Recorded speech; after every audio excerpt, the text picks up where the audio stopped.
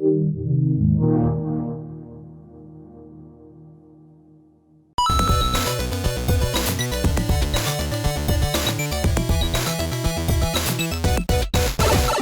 you want to say? But these guys aren't tour guides, right? Ben, would you give it a rest?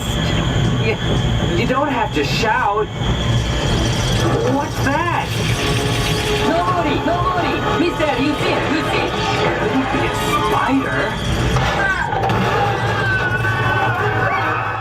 Let's Go Jungle, Lost on the Island Spice, hit US arcades in the year 2006. The game was published and developed by Sega. The game was an on-rail shooter where you and a friend would control a mounted minigun, very similar to the one seen on the more recent Jurassic Park arcade cabinet.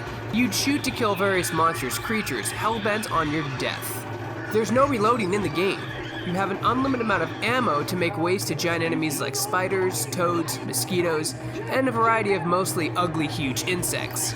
The game adds some unique gameplay mechanics to the classic rail shooter formula. For example, the game has quick-time events that challenge you to react to cues that make you turn left or right to avoid collisions, as well as tapping the start button repeatedly to close doors or get away from something.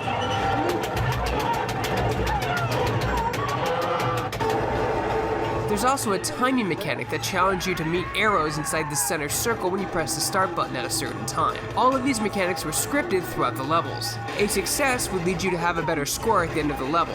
Failing these quick time events would result in damage to your health bar, and trust me, the game is very punishing when it comes to your health. The game features multiple levels: Jungle Safari, River Cruise, Cave Temple, Elephant Ride, and finally, a bonus level at the end of the game. The arcade's length is fairly long in terms of an on-rail shooter, and the story is really interesting, even if it's being told through cheesy, terrible dialogue through the characters. Wait! I said wait! What about us? I'm sorry, but we're in focus happening. There's a report there. Don't you know there? We'll rendezvous there. Until then, things will get you by. I'm really sorry about this.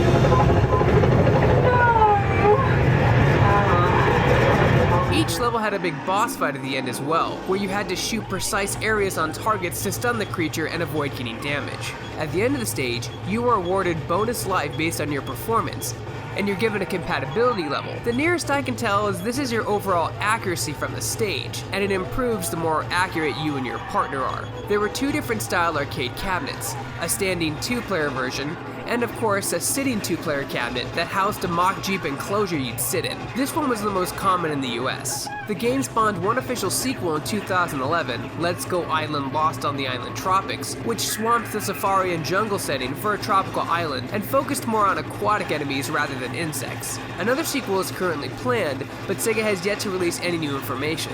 The arcade cabinet itself is almost identical to the current Jurassic Park cabinet you'll find in arcades today, even though I think Let's Go Jungle is a little more interesting with its variety of levels and enemies. Have a request for an arcade corner? Tweet me and include #ArcadeCorner. For more videos like this and everything else gaming related, you're already in the right place. You're on Shacknews.com. Next time on Shack's Arcade Corner.